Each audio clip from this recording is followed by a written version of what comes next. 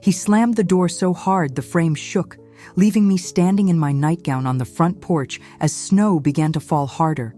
"Go to a nursing home, I don't care. I hope you freeze." Those were the last words my son Jacob shouted before turning the deadbolt, trapping me outside at midnight in February in Minnesota. But what he didn't know was that our neighbor, Mrs. Patterson, was watching from her kitchen window, and she had information that would change everything. Where are you watching from today? Drop your location in the comments below and hit that like and subscribe button. You're probably wondering how a 58-year-old former high school principal ended up locked outside her own son's house in the middle of a snowstorm. Well, let me tell you, it wasn't exactly on my retirement bucket list.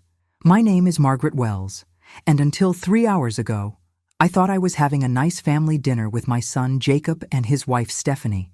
I'd been living with them for 8 months since my divorce was finalized. 28 years of marriage down the drain when I caught my ex-husband Richard with his secretary in our bed. But that's another story for another day. Today's story starts with me selling my beautiful 4-bedroom colonial to split the assets and moving in with Jacob temporarily while I figured out my next steps. The argument started over something ridiculous, as these things usually do. I'd made a comment about the electric bill being higher than usual, suggesting maybe we could lower the thermostat a degree or two to save money. Innocent enough, right? Wrong. Stephanie immediately snapped that I was being controlling and nitpicky about their household decisions. "I'm just trying to be helpful," I said, keeping my voice level. After 30 years in education, I'd learned how to stay calm during confrontations. Helpful? Stephanie's voice got that sharp edge I'd grown to recognize over the past months. "You've been here 8 months criticizing everything we do. The way we load the dishwasher, how we discipline Emma, how much we spend on groceries. Jacob, my only child, the boy I'd raised to be respectful and kind, just sat there nodding along like a bobblehead. Mom, you have to understand Stephanie's point. This is our house. Our house. The house I'd helped them buy with a $20,000 down payment gift just 3 years ago.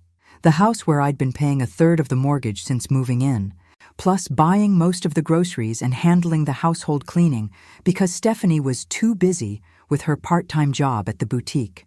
I understand completely," I said, standing up to clear the dinner plates. "I'll start looking for my own place tomorrow." That's when Jacob exploded. "With what money? Mom, you're living here because you can't afford anywhere else. Dad got the better lawyer, remember?" The cruelty in his voice stopped me cold. My own son was throwing my financial situation in my face, the financial situation that existed partly because I'd been so generous with them over the years. "I have options," I said quietly. Stephanie laughed, an ugly sound. "Like what? You're 58, divorced, and worked in public education your whole life. You have no savings, no real job prospects, and no husband to take care of you anymore." "I have you." The words came out before I could stop them, and immediately I regretted the vulnerability. Jacob's expression twisted into something I didn't recognize. "We never asked you to depend on us, Mom. We were helping you out, but we have our own lives to live. Emma's getting older and needs her own space. Stephanie wants to start her family business from the house. There just isn't room for everyone. So what are you saying?" "I'm saying maybe it's time to consider other options. There are some really nice assisted living places around here. You'd have your own space, activities with people your own age, meal plans. Assisted living. For a perfectly healthy 58-year-old woman whose only crime was getting divorced and trusting her family. I'm not ready for assisted living, Jacob." "Well, you can't stay here forever." That's when I made my mistake. I got angry. "Forever?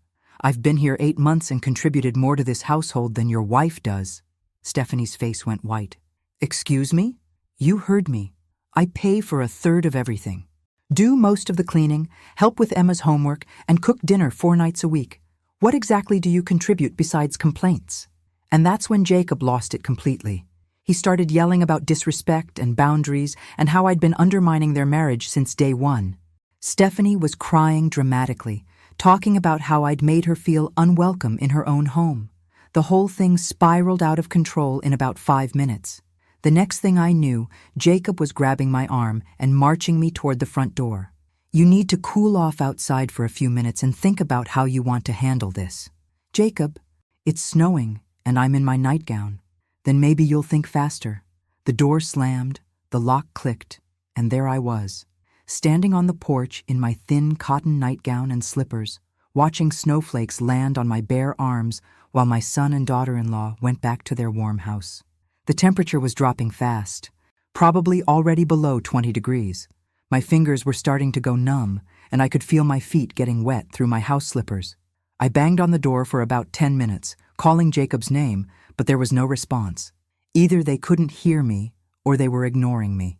I was starting to panic, wondering if I could make it to my car in the garage, when I heard a voice. "Margaret! Oh my goodness, what are you doing out there?"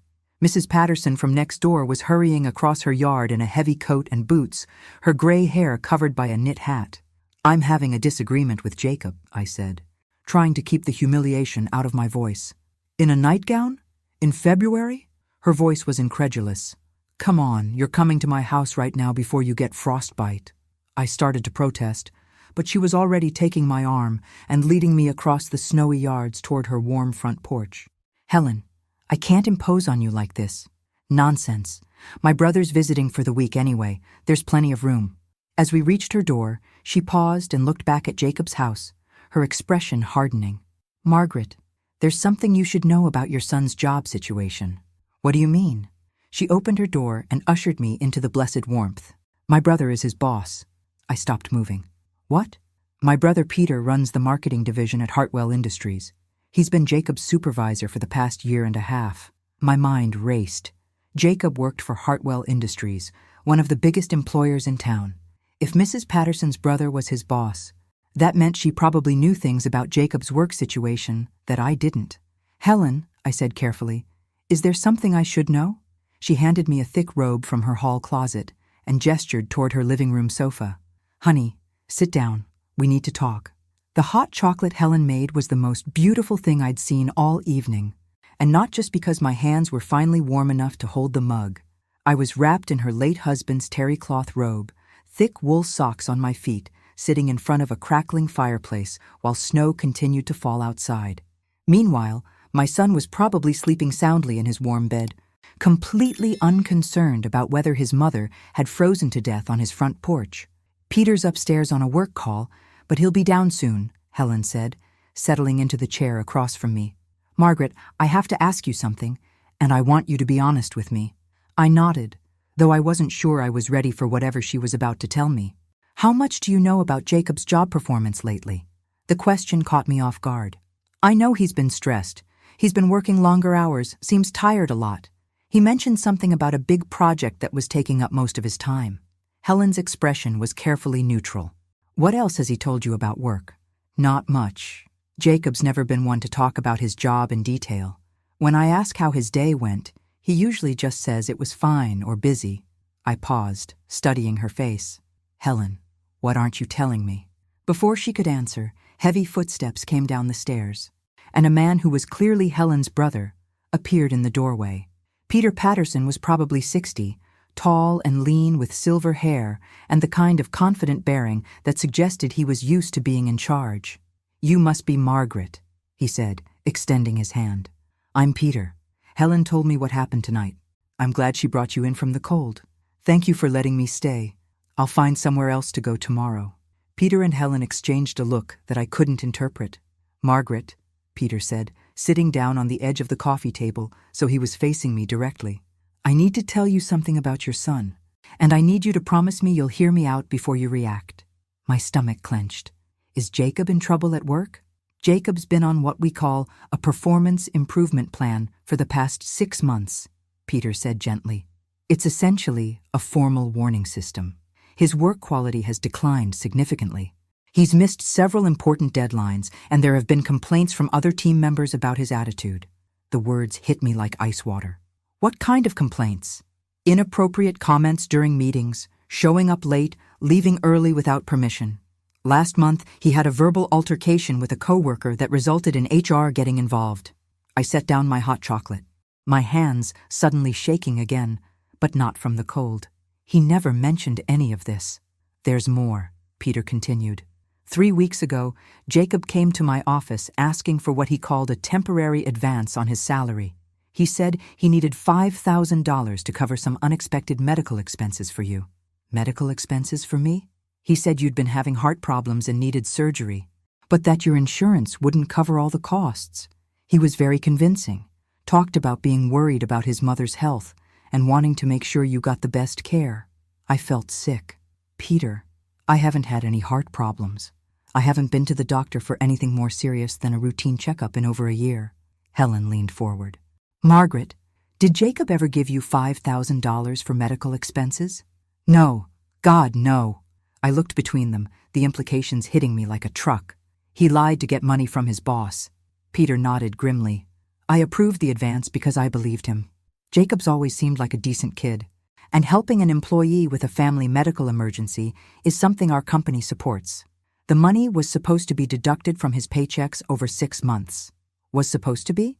He's been pushing back on the deduction schedule, claiming the amount is putting too much financial strain on your household. He asked if he could extend the repayment period to 2 years with a smaller monthly amount. The room was spinning slightly. Jacob had stolen money from his employer by lying about my health, and then tried to negotiate easier repayment terms while literally throwing me out of his house for suggesting we save $20 a month on electricity. Peter, what happens if an employee defaults on a salary advance? His expression was serious. It becomes grounds for immediate termination. Plus, if the amount is substantial enough and was obtained through false pretenses, the company has the right to pursue legal action. How substantial is substantial enough? $5,000 definitely qualifies. I sat back against the sofa cushions, my mind racing. Jacob was in serious trouble at work, had lied to steal money, and was probably going to lose his job soon. No wonder he'd been stressed and irritable. No wonder he'd been talking about money problems and assisted living for me. He was probably panicking about how he was going to support his family without a job. Margaret, Helen said softly, there's something else you should know. I wasn't sure I could handle anything else, but I nodded. Last week, I saw Stephanie at the boutique where she works. She was showing her co-workers pictures of vacation resorts in Hawaii, talking about booking a 2-week trip for March. Hawaii? I stared at her. They're planning a vacation to Hawaii? A very expensive vacation, from what I overheard. She was talking about booking first-class flights and staying at some luxury resort. The hypocrisy was breathtaking. They were planning a Hawaiian vacation while telling me they couldn't afford to let me live with them anymore. While Jacob was stealing money from his employer and lying about my medical bills. Peter cleared his throat. Margaret, I have to ask you something, and I need you to be completely honest with me. Of course. Do you have any documentation that proves you haven't had the medical expenses Jacob claimed you had? Medical records, insurance statements, anything that would show you haven't needed surgery or treatment for heart problems? I thought about it. I have insurance statements from the past year that show I've only used my benefits for routine checkups and prescription refills for my blood pressure medication. Would that be enough? It would be a start. The thing is, if Jacob lied about the medical emergency to obtain that advance, it's not just a personnel matter anymore. It's potentially criminal fraud. The word fraud hung in the air between us. My son, the boy I'd raised to be honest and responsible, had committed fraud against his employer. What are you suggesting? Peter leaned back, considering his words carefully. I'm suggesting that you might have more power in this situation than you realize. Jacob's job depends entirely on my discretion right now. His financial stability, his ability to make mortgage payments, his family's security. All of it hinges on whether I choose to push forward with termination and legal action, or whether I find a reason to give him another chance. I stared at him, understanding dawning slowly. You're saying I have leverage. I'm saying that tomorrow morning, when Jacob realizes his mother spent the night at his boss's house, he might be very interested in having a different conversation about respect and living arrangements. Helen smiled for the first time all evening. Sometimes justice comes in the form of a snowstorm and a well-timed revelation. I picked up my hot chocolate again, feeling warmth spread through me that had nothing to do with the temperature of the drink.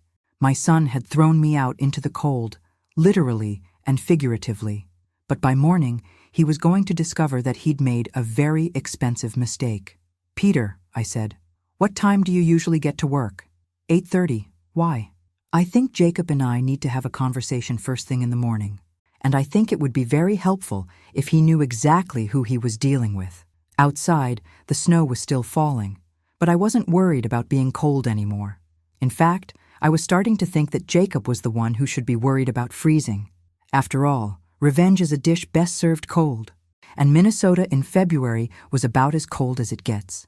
I woke up at 6 a.m. in Helen's guest room to the sound of frantic knocking next door. Through the window, I could see Jacob on his own front porch in pajamas and a coat, clearly locked out of his own house.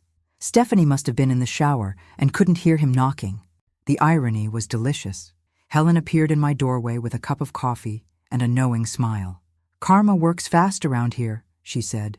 "Should I feel guilty for enjoying this so much?" "Honey, after what that boy put you through last night, enjoy every second." Peter was already dressed for work, sitting at the kitchen table with his laptop open and his phone nearby. "Margaret, I've been thinking about our conversation last night. Before we do anything, I want to make sure you understand all your options." I settled at the table with my coffee, wearing one of Helen's bathrobes. "I'm listening. Option 1. You go back over there this morning, apologize for whatever Jacob thinks you did wrong, and continue living in their house under whatever conditions they set. You'll probably be walking on eggshells for months, but you'll have a roof over your head." The thought made my stomach turn. What's option 2? Option 2. We use the information we have to reset the power dynamic. Jacob learns that actions have consequences, and you negotiate a better situation for yourself from a position of strength. And option 3? Peter's expression grew serious. Option 3, I handle this as a straightforward employment issue. I document Jacob's fraud, terminate his employment, and pursue legal action for the stolen advance. You find your own housing solution, but Jacob faces the full consequences of his choices without any family considerations. I thought about each option while watching Jacob through the window. He'd finally gotten back into his house, probably through the garage. Stephanie was probably lecturing him about getting locked out, just like he'd locked me out. The symmetry was perfect. "What would you do if I were your mother?" I asked Peter. He didn't hesitate. "I'd choose option 2, but I'd be strategic about it." "What do you mean?" Helen sat down at the table with us. "What Peter means is that you don't go over there angry and emotional. You go over there calm, informed, and in control. You let Jacob dig himself deeper before you reveal what you know." Peter nodded. "The key is to let him think he's still in charge while you gather information about their real financial situation. How much money do they actually have? What are their real priorities? How willing are they to sacrifice your well-being for their own convenience?" I was starting to like this plan. So I go back, act contrite, and see what they reveal when they think they have all the power. Exactly. Meanwhile, Peter can investigate the fraud situation at work, and we can figure out exactly how much trouble Jacob is really in, Helen added. My phone buzzed with a text message, Jacob's name on the screen. "Mom, where are you? Your car is still here, but you're not in the house. Did you go for a walk? It's freezing outside."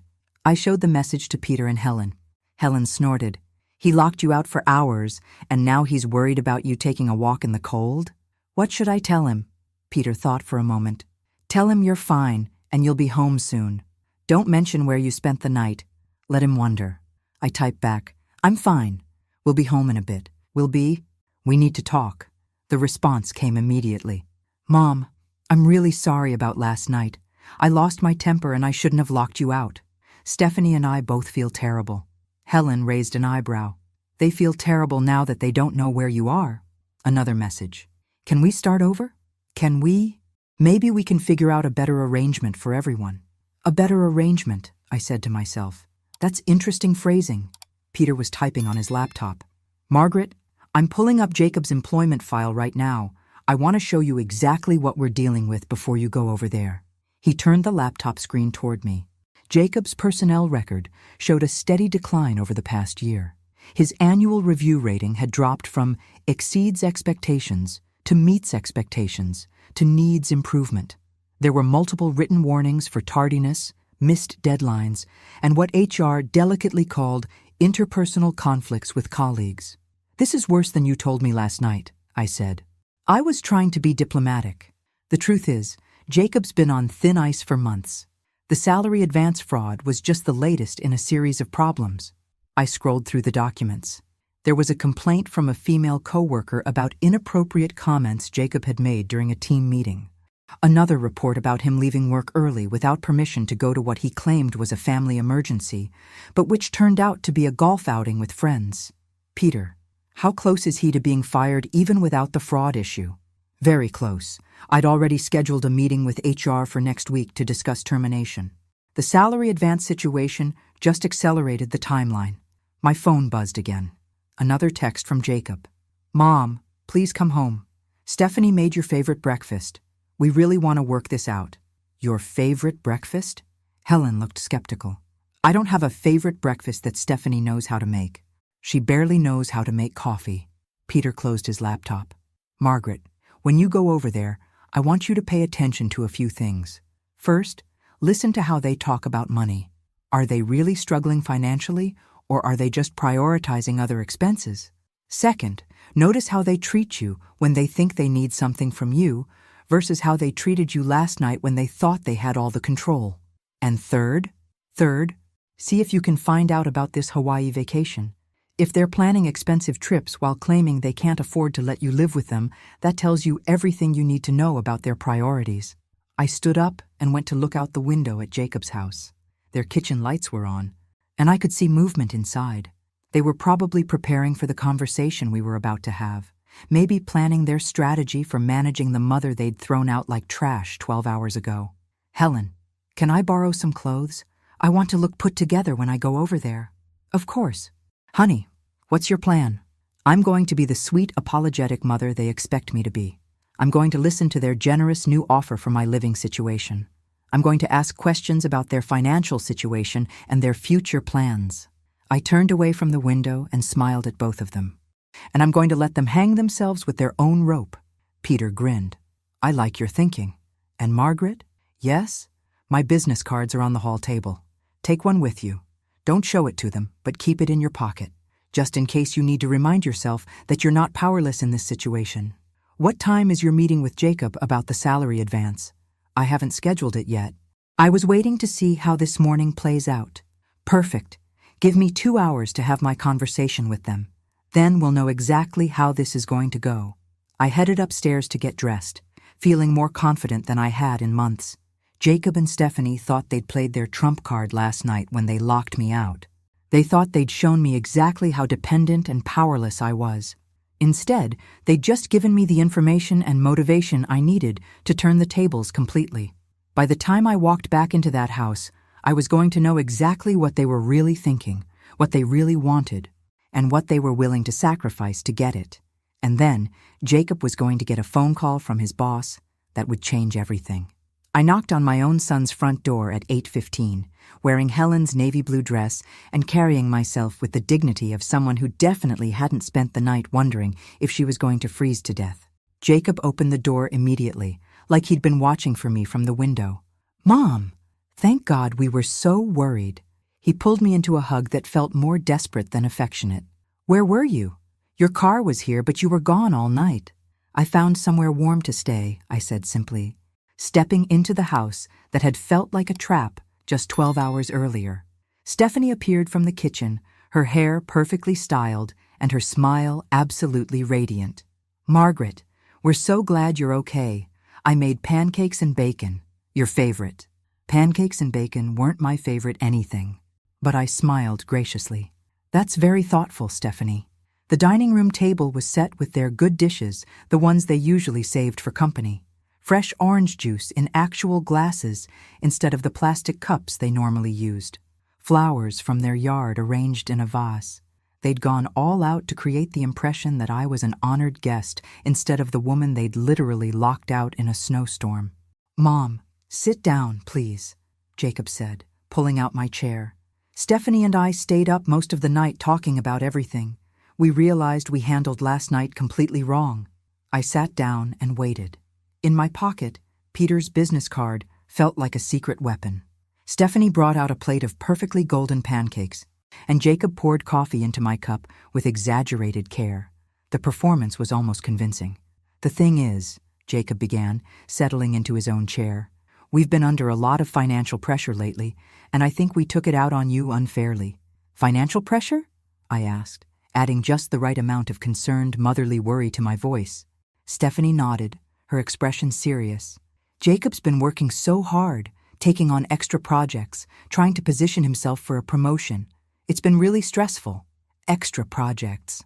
I almost choked on my orange juice. According to Peter, Jacob had been doing the opposite of extra work. A promotion? I asked. That sounds promising. Jacob's smile was tight. Well, it's not guaranteed yet. But my boss has been giving me more responsibilities, and I think it's heading in that direction. More responsibilities like being placed on a performance improvement plan and getting written up for missing deadlines. That's wonderful, honey. What kind of promotion are you hoping for? Department supervisor, he said without hesitation. It would mean a significant salary increase, better benefits, more security for our family. Stephanie reached over and squeezed his hand. We're trying to be optimistic, but it's scary when you're waiting to hear about something that could change your whole life. The lies were flowing so smoothly, I almost admired their creativity. Jacob wasn't being considered for a promotion. He was about to be fired. He wasn't taking on extra responsibilities. He was failing to meet basic job requirements. And he definitely wasn't getting a salary increase. He was on the hook for $5,000 he'd stolen by lying about my medical needs. I can understand how that kind of uncertainty would be stressful, I said sympathetically. Is there anything I can do to help? They exchanged a look across the table, the kind of quick glance that meant they'd rehearsed this conversation. Actually, Stephanie said, we wanted to talk to you about your living situation here. Here it comes, I thought. The truth is, Jacob continued, we love having you here, but the house is getting cramped with 3 adults and Emma, and if the promotion comes through, we'll be in a better position to help you find a really nice place of your own. What kind of place? Well, Stephanie's voice took on an enthusiastic tone.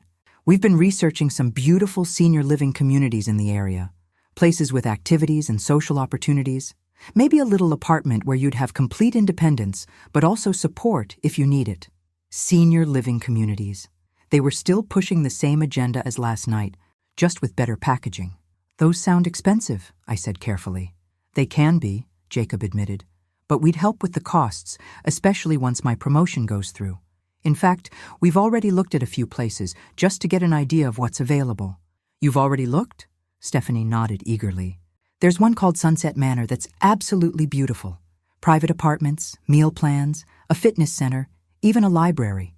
We drove by last week just to see what it looked like. Last week, they'd been apartment hunting for me while I was paying 1/3 of their mortgage and doing their housework. And how much would a place like that cost? Around $3,000 a month, Jacob said. But like I said, we'd help with that. $3,000 a month that they expected to help with using a salary from a job he was about to lose and money he'd stolen from his employer. That's very generous, I said. But I'd want to contribute to my own expenses. I couldn't let you carry that burden. Mom, you don't have much in savings after the divorce, Stephanie said gently. We know Dad got the better deal in the settlement. Actually, Richard had gotten the house and his retirement accounts, but I'd gotten half of everything else, plus alimony. My savings weren't extensive, but they weren't non-existent either. I just hadn't advertised the details of my financial situation. I might have more resources than you realize, I said. Jacob leaned forward. What do you mean? I mean, I've been looking into my options too. There might be some benefits available to me that could help with housing costs. It was technically true. I had been looking into my options, including the option of staying in their house and making them face the consequences of their choices. What kind of benefits? Stephanie asked. Oh, various programs for women over 55 who've gone through divorce, housing assistance, job training programs, things like that. Jacob looked relieved. That's great, Mom. If you could qualify for some assistance, it would make the transition so much easier. Speaking of transitions, I said casually, when were you thinking this move might happen? Another exchanged glance. Well, Jacob said slowly, sooner might be better than later. How much sooner? Stephanie jumped in. We were thinking maybe by the end of the month. That would give you time to get settled before spring, and it would give us time to prepare for the promotion and everything that comes with it. End of the month. 2 weeks away.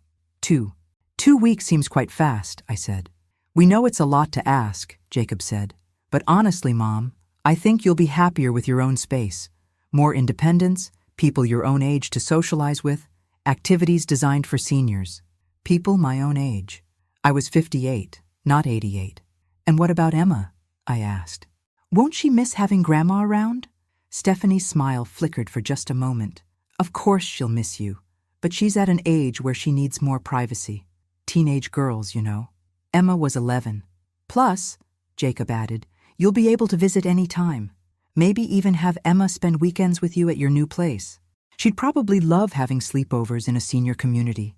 The picture they were painting was becoming clearer by the minute. They wanted me out immediately. They expected me to pay for expensive senior housing with resources I supposedly didn't have. And they thought they were going to maintain the relationship on their terms with occasional visits and sleepovers. This all sounds very thoughtful, I said, finishing the last of my pancakes. I appreciate how much planning you've put into this. They both looked relieved. So you're okay with the timeline? Stephanie asked. Well, I'll need to make some phone calls today, check on those benefit programs, maybe visit a few of these communities to see what's available. Of course, Jacob said. Take all the time you need. Today, I mean. We know this is a big decision. I looked at my watch. 8:45. Peter would be at his office by now, probably wondering how my conversation was going. Actually, I should start making those calls right away. Time-sensitive applications, you understand. Absolutely, Stephanie said. Use the house phone if you need to make long-distance calls. I stood up from the table, gathering my dignity around me like armor. Thank you both for breakfast and for being so understanding about last night. Jacob stood up too. Mom, we really are sorry about how that went down. We never should have let it escalate like that. You're right, I said. You shouldn't have.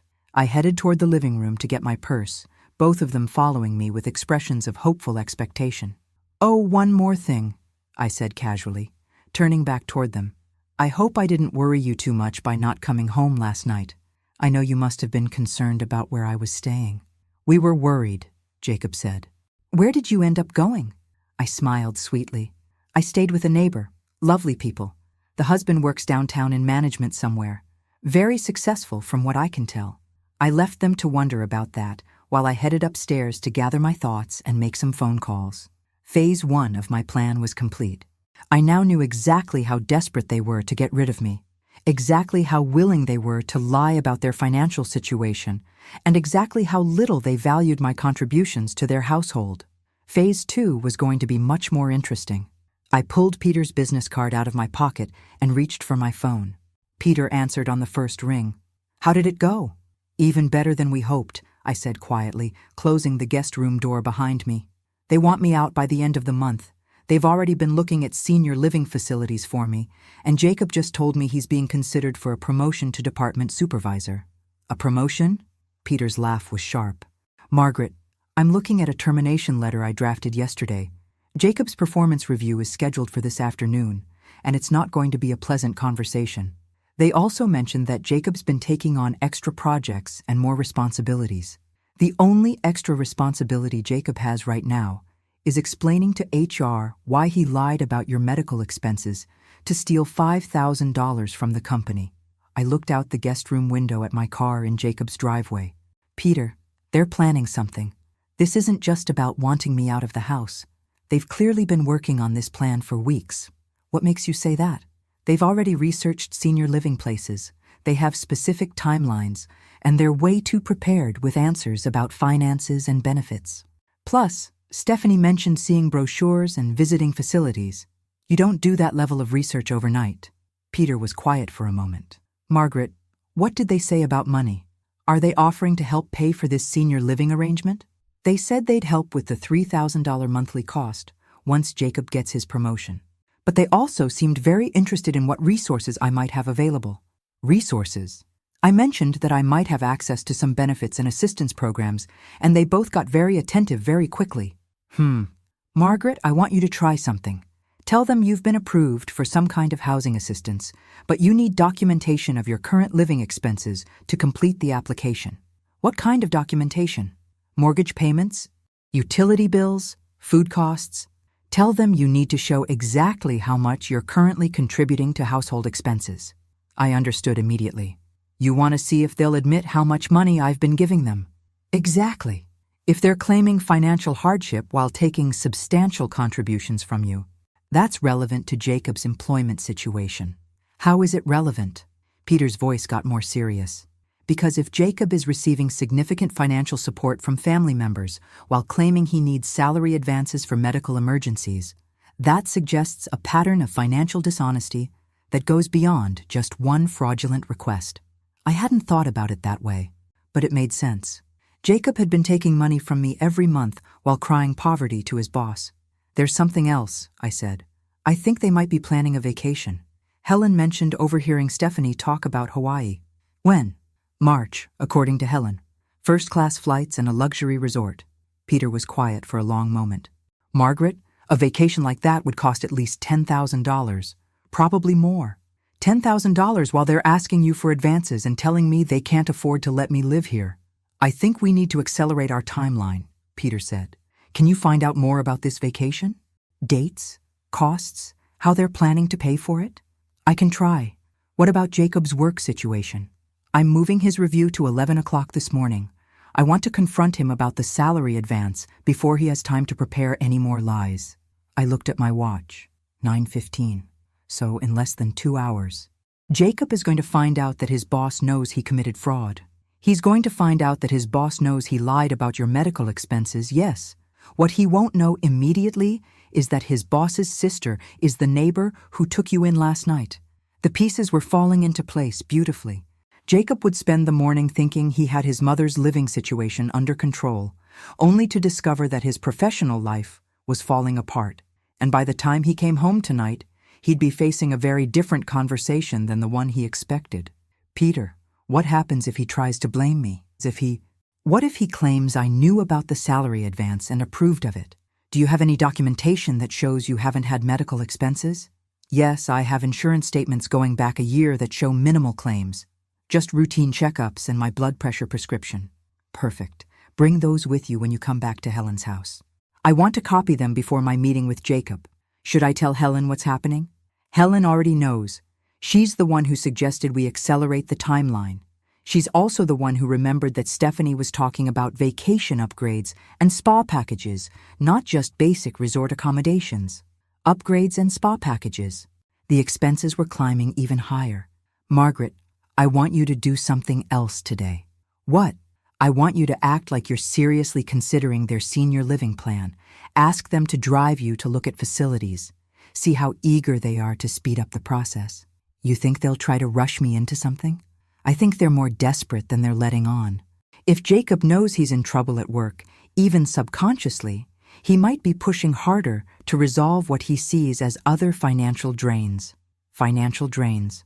Like his mother, who'd been contributing to his household expenses for 8 months. I'll call you after I visit some facilities, I said. What time is Jacob's meeting? 11 o'clock. I'll call you as soon as it's over. I hung up and sat on the edge of the guest bed, looking around Helen's cheerful room with its floral wallpaper and photographs of grandchildren. 12 hours ago, I'd been a homeless woman in a nightgown, dependent on my son's charity and subject to his whims. Now I was a strategist with inside information and powerful allies. My phone buzzed with a text message from Stephanie. How are those phone calls going?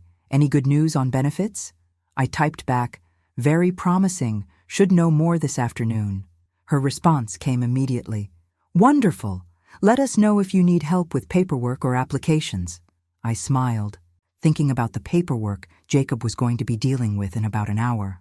Personnel files, insurance fraud documentation, termination letters. Another text arrived. Jacob suggested we could drive you to look at a few places today if you're interested. Get a feel for what's available. They were eager. Very eager. That would be great, I replied. I'd love to see Sunset Manor and maybe 1 or 2 others. Perfect. We can leave whenever you're ready. I looked at my watch again.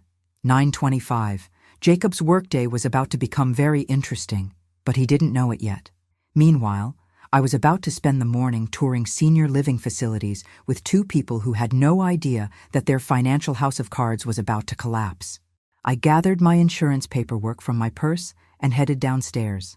Phase 2 of the plan was about to begin, and I was discovering that I had quite a talent for strategic thinking.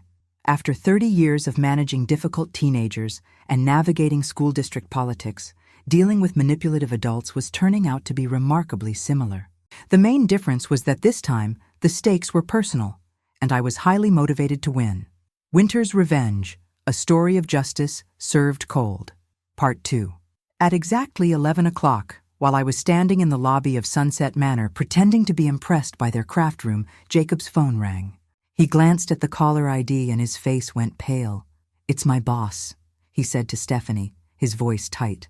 "I need to take this." He stepped away from us, walking toward the parking lot while I continued my Oscar-worthy performance of examining activity schedules with the facility director. But I was watching Jacob through the window, and what I saw was a man's world falling apart in real time. His posture changed first, shoulders hunching forward like he was bracing for impact. Then his free hand went to his forehead, the universal gesture of someone receiving very bad news.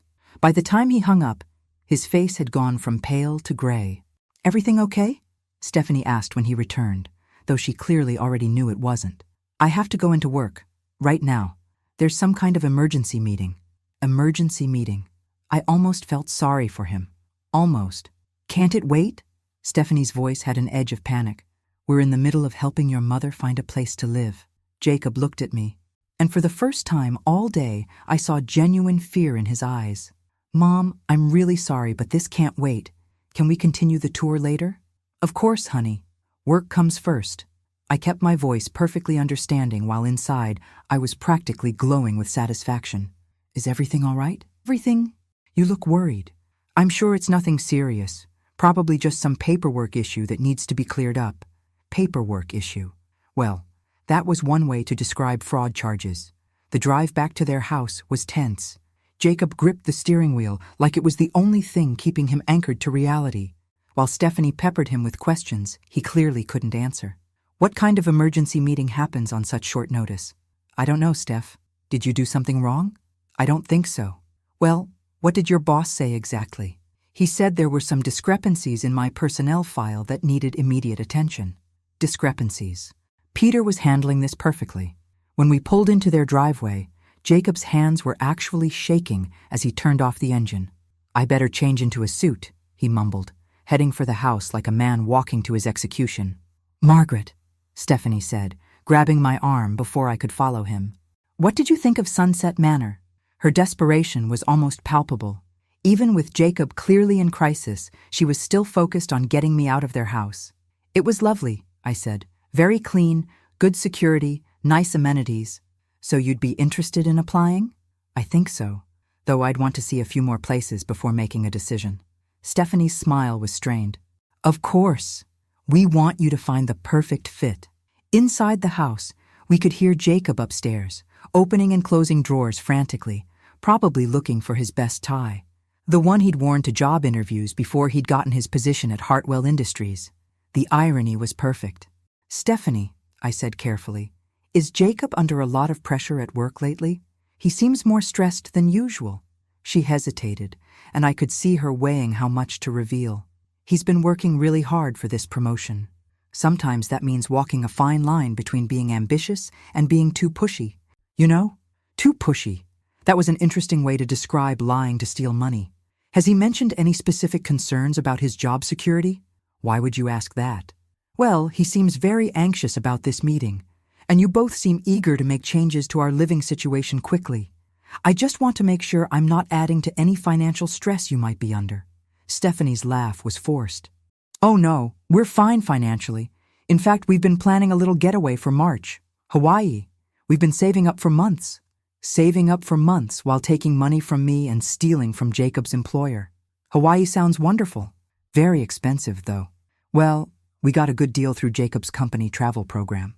Jacob appeared at the top of the stairs, dressed in his navy suit and looking like he was headed to a funeral instead of a meeting. "I have to go," he called down. "I'll probably be there for a few hours." "Call me when you're done," Stephanie called back. "Let me know how it goes." He nodded and headed for the garage, leaving us alone in a house that suddenly felt much larger and quieter.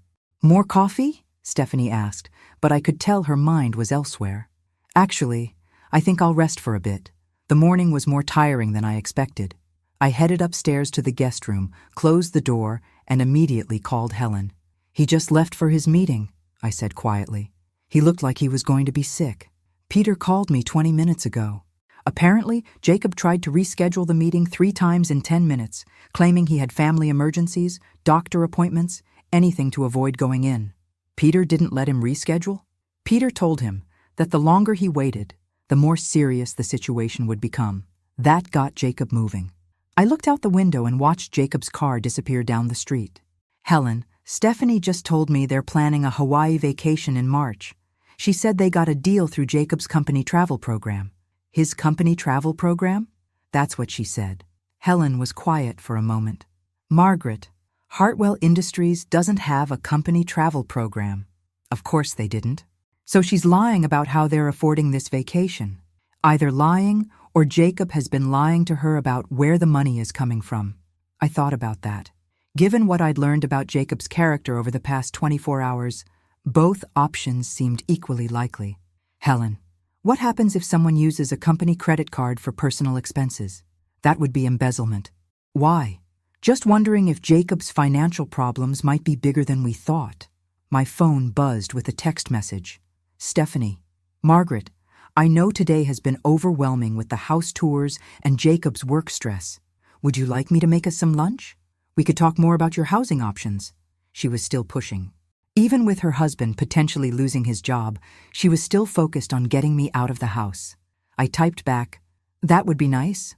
I'll be down in a few minutes. Take your time. I'm making your favorite soup." My favorite soup. I didn't have a favorite soup that Stephanie knew how to make, but I was curious to see what she'd come up with. I called Helen back. "I'm going downstairs to have lunch with Stephanie and see what other lies she tells me. When do you think Peter's meeting with Jacob will be over?"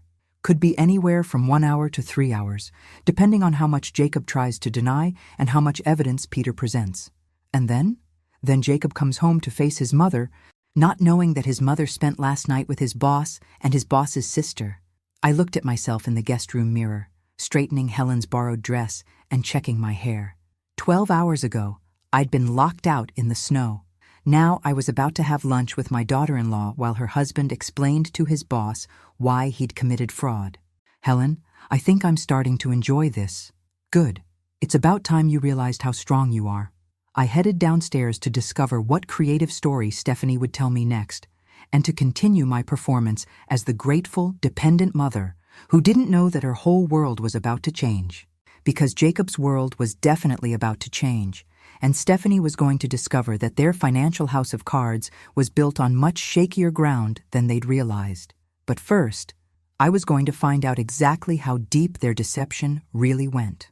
The soup turned out to be Campbell's tomato from a can, which Stephanie served with a flourish like she'd been simmering it all morning.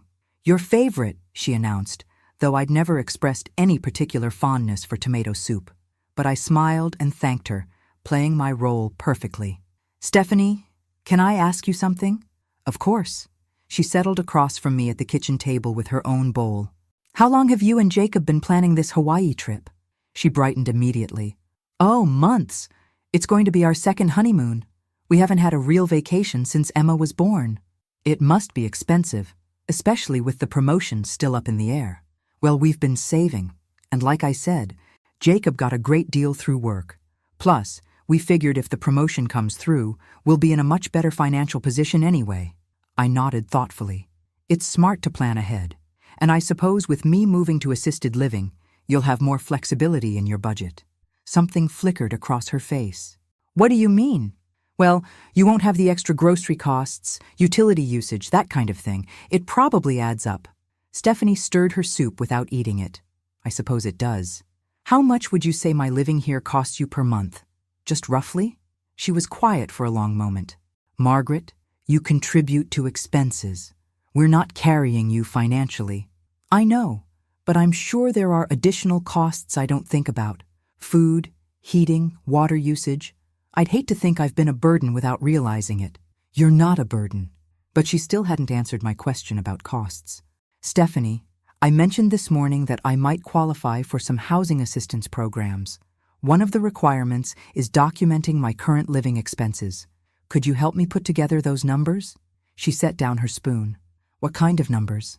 "What I contribute to the household versus what my actual costs are. The program wants to see if there's a gap that needs to be filled." I could practically see her mind working. If she claimed my living expenses were high, it would justify getting me out of the house. But if she claimed they were low, it would contradict their story about financial pressure. I don't really keep track of those kinds of details, she said finally. Jacob might know. He's always been good with numbers. Jacob has a lot on his mind right now with work. Speaking of Jacob's work, you mentioned he's been under pressure lately. Has he been talking to you about specific problems? Stephanie's discomfort was becoming more obvious by the minute. Not really. He doesn't like to bring work stress home. That's admirable. Though sometimes when people are worried about job security, they start making changes at home to prepare for different scenarios. She looked up sharply. What do you mean? Oh, just things like reducing expenses, adjusting living arrangements, making sure they have financial flexibility in case something changes. Jacob's job is secure. The promotion is practically guaranteed. It was fascinating how confidently she could say something that was completely false. My phone rang. Helen's number. Excuse me, I should take this. I stepped into the living room. Hello? Margaret, Peter just called. The meeting is over. Already? Jacob confessed everything within the first 20 minutes. Apparently, once Peter started showing him the evidence, he broke down completely. What did he confess to? The fake medical emergency, the salary advance fraud. And get this, he also admitted to using company resources for personal projects, including researching vacation packages on company time. So he had been using work resources to plan the Hawaii trip. What happens now? Peter gave him two options. Option 1, immediate termination, full repayment of the salary advance, and referral to law enforcement for fraud charges. And Option 2, resignation with a neutral reference, repayment plan for the salary advance, and no criminal charges. Which did he choose? He's thinking it over. Peter gave him until 5 o'clock to decide. I looked at my watch. 2:15. Jacob had less than 3 hours to decide between being fired for fraud or resigning in disgrace. Helen, does Stephanie know any of this yet? Not unless Jacob called her from Peter's office, which he didn't.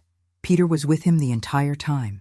So she's upstairs making lunch plans while her husband is deciding between criminal charges and unemployment. Exactly. Margaret, there's something else. Peter asked Jacob directly about his home financial situation.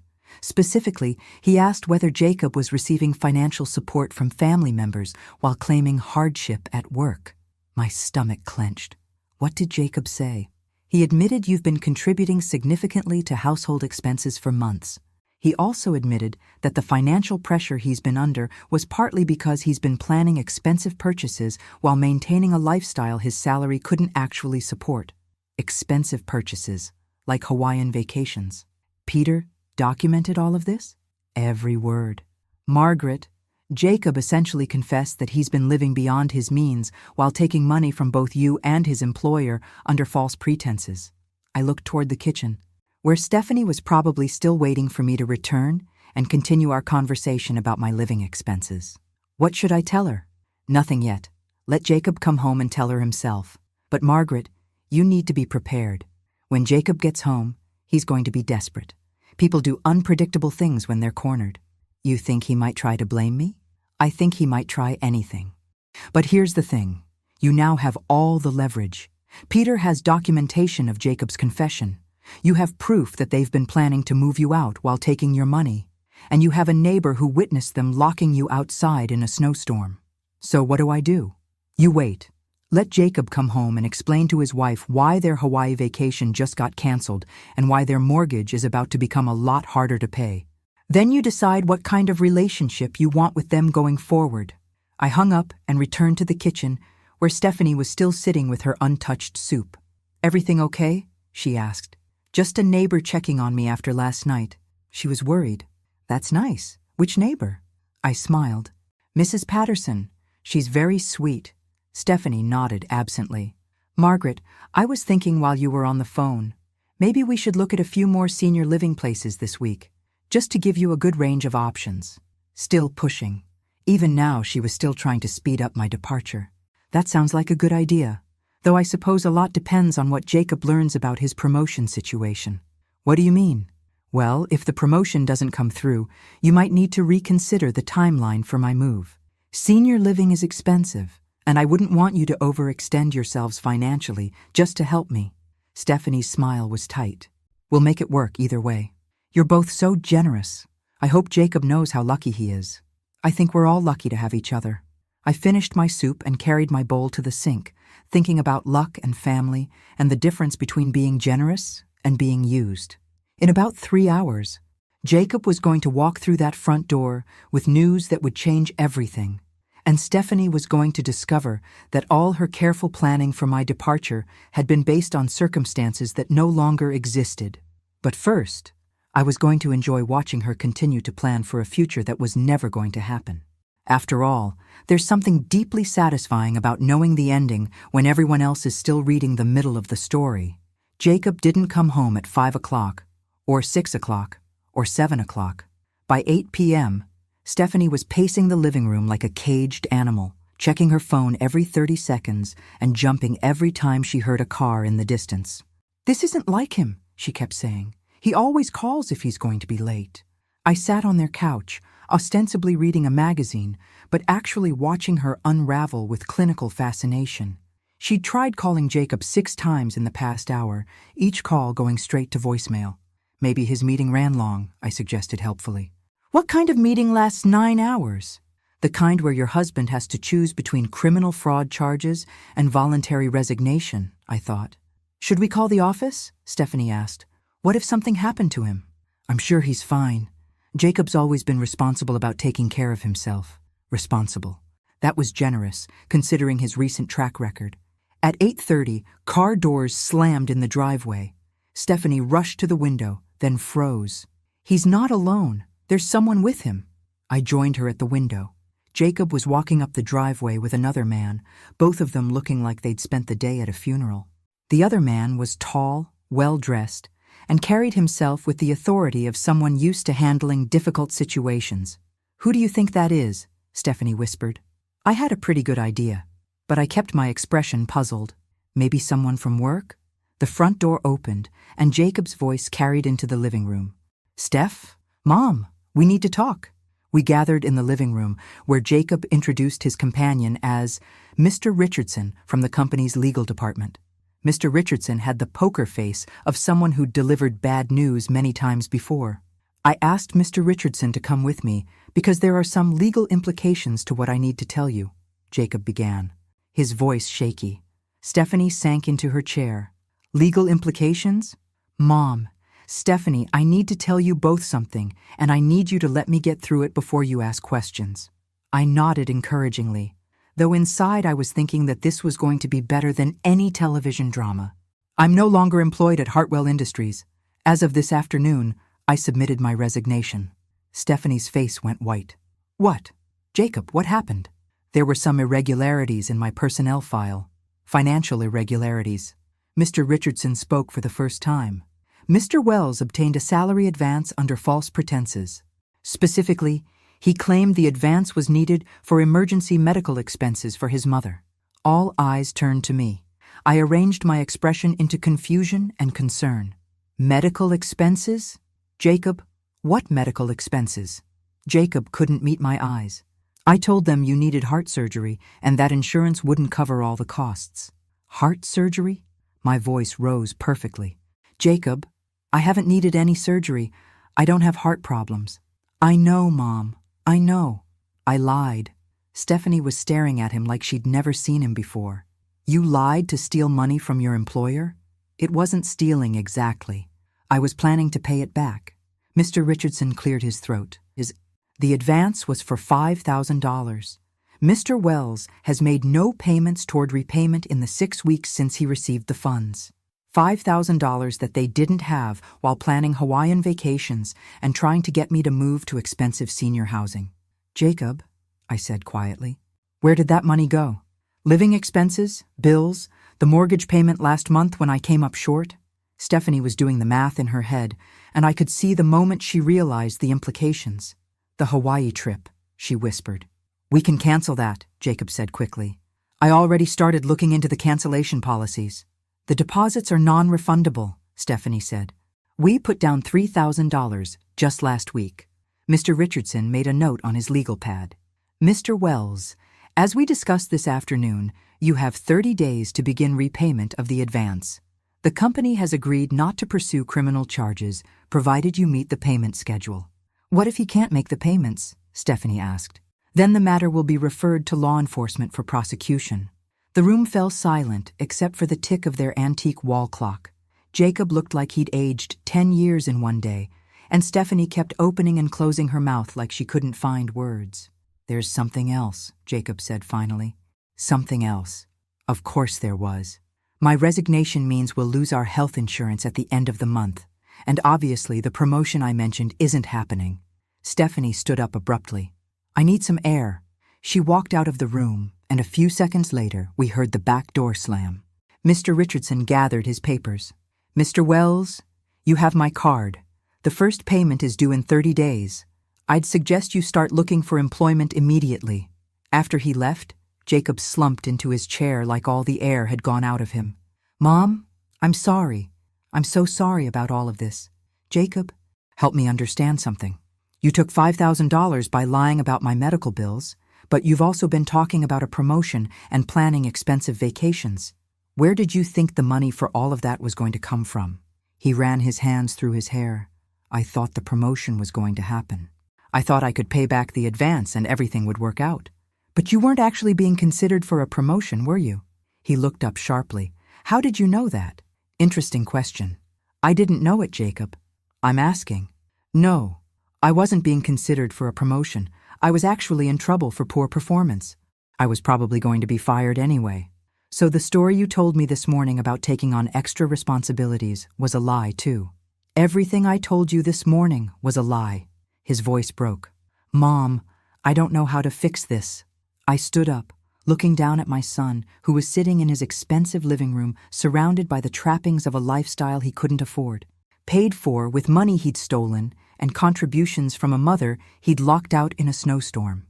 Jacob, I have one more question for you. What? When you locked me outside last night, were you planning to use that as justification for moving me to assisted living? Make it seem like I was becoming difficult and couldn't live independently? His silence was answer enough. I see. I picked up my purse from the side table.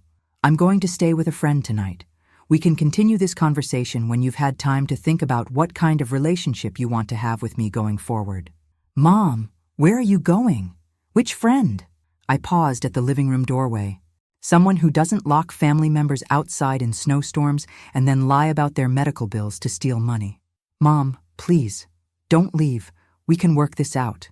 Jacob, for the first time in months, I'm going to sleep somewhere I feel welcome and safe. I suggest you spend tonight figuring out how to explain to your wife why your financial planning was based on fraud and fantasy.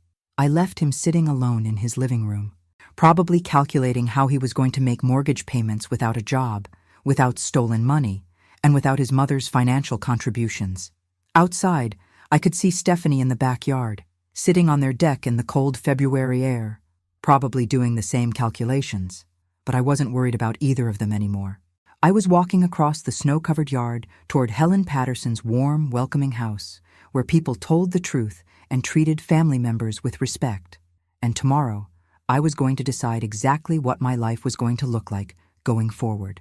For the first time in months, all the choices were going to be mine. I woke up Thursday morning in Helen's guest bed to the sound of frantic knocking. Not next door this time, but on Helen's front door.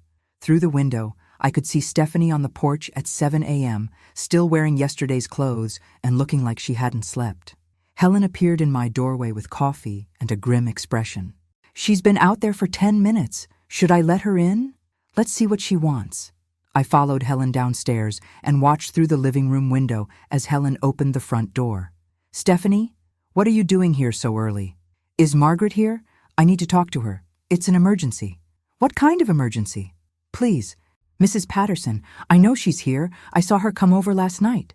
Helen stepped aside to let Stephanie in, and I appeared at the top of the stairs in Helen's robe, looking like I'd just woken up.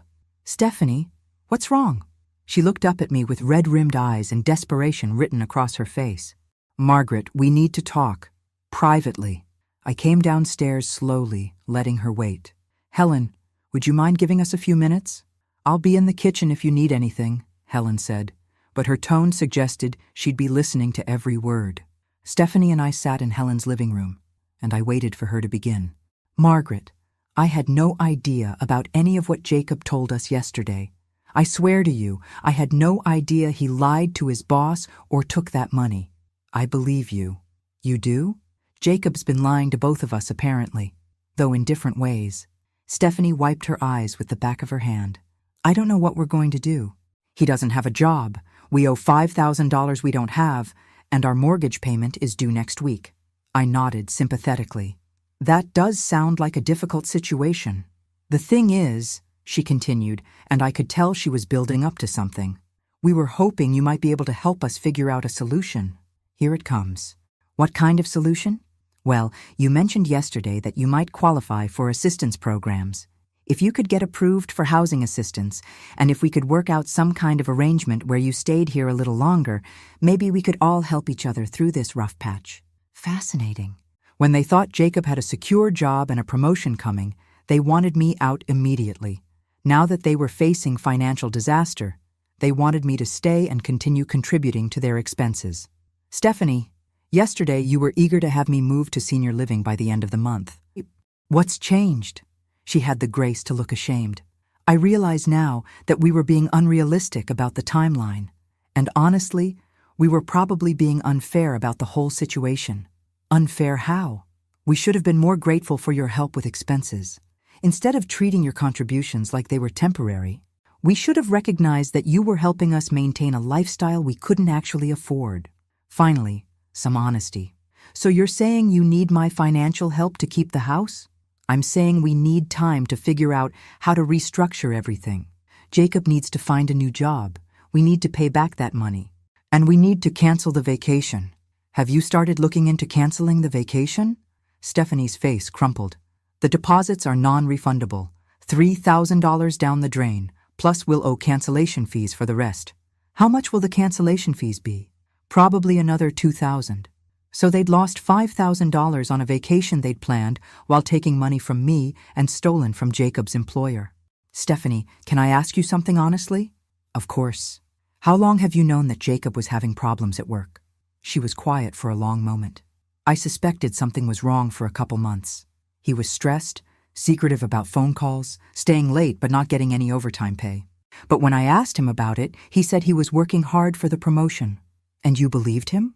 I wanted to believe him. Margaret, the truth is, we've been living beyond our means for over a year. The house payment, Emma's private school, my car payment, the credit cards. We needed Jacob's income to increase, not decrease. So when he told you about the promotion, you started planning based on money you didn't have yet. Yes. And when you moved in and started helping with expenses, it felt like breathing room. We should have been honest about how much we needed that help, instead of making you feel like you were imposing. I looked around Helen's comfortable living room, thinking about the difference between being needed and being valued. Stephanie, what exactly are you asking me to do? I'm asking if you'd consider staying with us while we work through this crisis. And I'm asking if you'd be willing to help us restructure our finances so we can all live together more sustainably. What would that look like? We'd need to know exactly what resources you have available. Income, savings, whatever assistance programs you might qualify for. Then we could create a budget that works for everyone. She wanted access to my complete financial information so they could plan around it. And in exchange, you'd have a stable place to live and we'd all work together as a family to get through this. I stood up and walked to Helen's window, looking across at the house where I'd been locked outside just 2 days ago. Stephanie followed me. Margaret, I know we made mistakes, big mistakes, but we're family. Families help each other. I turned to face her. Stephanie, families do help each other. But help is voluntary, and it's mutual, and it's based on respect. I understand that now. Do you? Because 2 days ago, you locked me outside in a snowstorm when I suggested saving $20 on the electric bill. Yesterday, you were touring senior facilities to get me out of your house as quickly as possible. Today, you want me to stay and share my financial information so you can plan your budget around my contributions. Stephanie's face flushed. I know how it sounds. How does it sound? Like we only want you when we need your money. That's exactly how it sounds, because that's exactly what it is. She started crying then, big ugly sobs that shook her whole body. Margaret, I don't know what else to do. We're going to lose everything. I felt a moment of sympathy for her, but then I remembered standing on that porch in my nightgown while snow fell around me. Stephanie, you're going to lose some things. That's what happens when you make financial decisions based on fraud and fantasy. But you're not going to lose everything, and you're certainly not entitled to my help in avoiding the consequences of your choices. So you won't help us? I didn't say that. I said I won't help you avoid consequences. There's a difference. She looked up at me with desperate hope. What do you mean? I sat back down, folding my hands in my lap. I mean that if you want my help, it comes with conditions. Real conditions, not the pretend gratitude you've been showing me. What conditions? And that's when I smiled, because I'd been thinking about this all night, and I knew exactly what I wanted. First, Jacob needs to get a job. Any job. I don't care if he's flipping burgers or stocking shelves, but he needs to start earning money immediately to pay back that $5,000. Stephanie nodded frantically. Second, you need to sell your car and buy something you can actually afford. But my car is almost paid off. Your car payment is probably $400 a month. You can't afford $400 a month for a car when you don't have jobs. She nodded again, though less enthusiastically. Third, Emma comes out of private school immediately and goes to public school like millions of other kids whose parents can't afford expensive tuition. But her education will be just fine in public school. I taught in public schools for 30 years, and I can assure you that expensive doesn't automatically mean better. Okay? What else? I stood up again, looking down at her. Those are the conditions for them to avoid losing their house. The conditions for my help are different. Different how? If you want me to contribute financially to your household, I become an equal partner in all decisions about that household. Budget decisions, vacation planning, major purchases, guest policies, everything gets discussed with me first. That seems fair. And Jacob goes to therapy, real therapy, with a licensed counselor, to figure out why he thinks lying and stealing are acceptable ways to solve problems. Stephanie was quiet for a moment. And if we agree to all of this, then I'll consider staying and helping you rebuild your finances responsibly. But Stephanie, yes? If anyone in that house ever treats me with disrespect again, if anyone locks me out or talks to me like I'm a burden, I'll be gone that same day, and I'll take my financial contributions with me. She stared at me like she was seeing me clearly for the first time. Margaret, I had no idea you were this strong. Neither did I said, until you gave me reason to find out. 6 months later, I stood in my new kitchen making coffee and watching through the window as Jacob left for his job at the hardware store. It wasn't the prestigious position he'd imagined for himself, but it was honest work that paid enough to cover his share of the household expenses and make payments on his debt to Hartwell Industries. The kitchen was smaller than the one in Jacob and Stephanie's house, but it was mine. The little 2-bedroom condo I'd purchased was perfect for my needs, with enough space for Emma to visit on weekends and a guest room for the friends I'd made in my new life. My phone rang as I was adding cream to my coffee, Stephanie's name on the screen. Good morning, I answered. Hi, Margaret. I just wanted to call and thank you again for everything you did yesterday. Yesterday had been Emma's first science fair at her new public school, and I'd helped her put together a project about weather patterns. She'd won second place and been absolutely thrilled. Emma did all the work. I just helped her organize her thoughts. Still, she was so excited to have you there. We all were.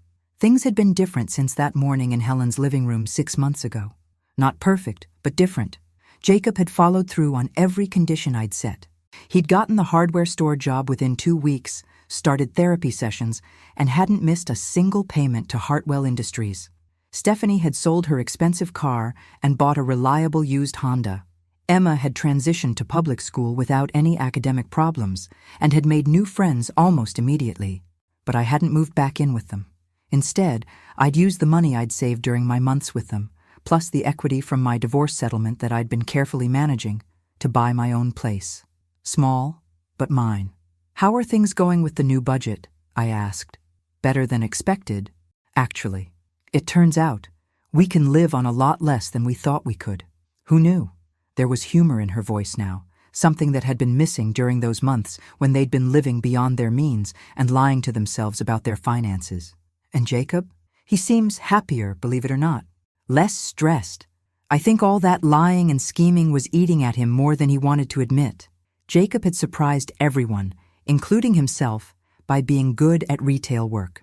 He was patient with customers, knowledgeable about home improvement projects, and had already been promoted to assistant manager. What about the vacation plans? Stephanie laughed.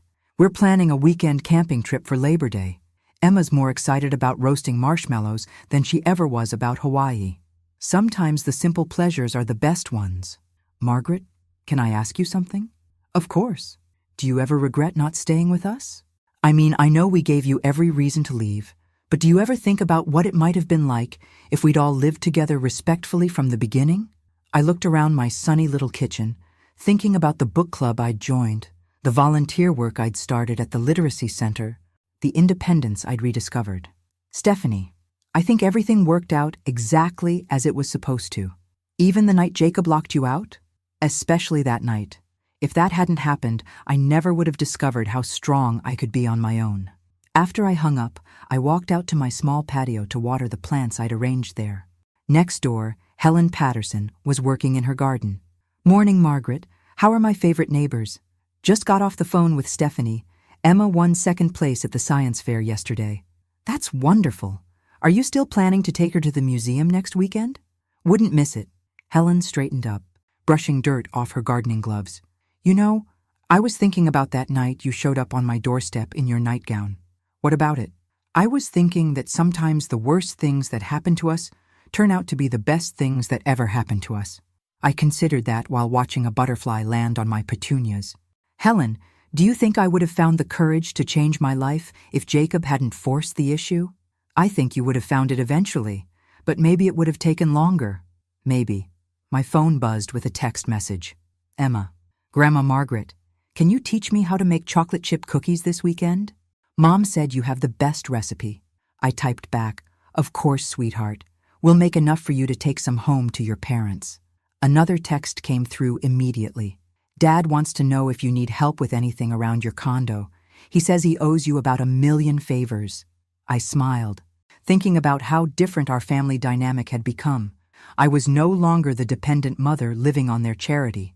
I was the independent grandmother who chose to stay involved in their lives because I wanted to, not because I had to. Tell your dad I'm fine, but thank you for asking. Love you, Grandma Margaret. Love you too, Emma. I finished watering my plants and went back inside to get ready for my day. I had a volunteer shift at the literacy center this afternoon, and tonight I was meeting my book club to discuss our latest selection. As I was getting dressed, I thought about the woman I'd been 6 months ago. Grateful for any scrap of inclusion, willing to accept disrespect in exchange for a place to belong, convinced that my financial contributions were the most valuable thing I had to offer. That woman felt like a stranger now. The woman I'd become understood that respect wasn't negotiable, that love without boundaries wasn't really love, and that sometimes the kindest thing you can do for people is refuse to enable their bad decisions. Jacob and Stephanie had learned to live within their means because I'd refused to subsidize their financial fantasy. They'd learned to value my presence because I'd shown them I was perfectly capable of living without their approval. And Emma was growing up seeing a grandmother who was strong, independent, and unwilling to settle for less than she deserved. My doorbell rang, interrupting my thoughts. Through the peephole, I saw a delivery truck. Package for Margaret Wells? I signed for the box and carried it inside, curious about what it might be. The return address was Helen's. Inside was a framed photograph of the three of us, Helen, Peter, and me, taken at Peter's retirement party last month. We were all smiling, dressed up for the occasion, looking like the unlikely family we'd become. There was a note attached in Helen's handwriting. For the woman who taught us all that sometimes justice comes disguised as a snowstorm. With love and admiration, Helen and Peter. I set the photograph on my kitchen counter where I could see it while I made breakfast, thinking about justice and family and the difference between being chosen and being settled for. 6 months ago, I'd been locked out of a house where I was tolerated as long as I was useful. Today, I was surrounded by people who valued me for exactly who I was. The snow had melted months ago, but the lessons I'd learned during that cold February night were still with me. Sometimes you have to be willing to stand alone in the cold before you can find your way to real warmth. And sometimes the best revenge isn't revenge at all. It's building a life so good that you're grateful to the people who forced you to find your own strength. I made myself a proper breakfast, something I'd never bothered with when I was focused on taking care of everyone else first. Then I sat at my own table, in my own kitchen, in my own home, and planned my day exactly the way I wanted it to be. At 58, I'd learned that independence isn't about not needing anyone. It's about knowing that you'll be fine either way, and choosing your relationships from a place of strength rather than fear. And that knowledge was worth every minute I'd spent shivering on that snowy porch, waiting for someone to save me before I realized I could save myself. Thanks for listening. Don't forget to subscribe and feel free to share your story in the comments. Your voice matters.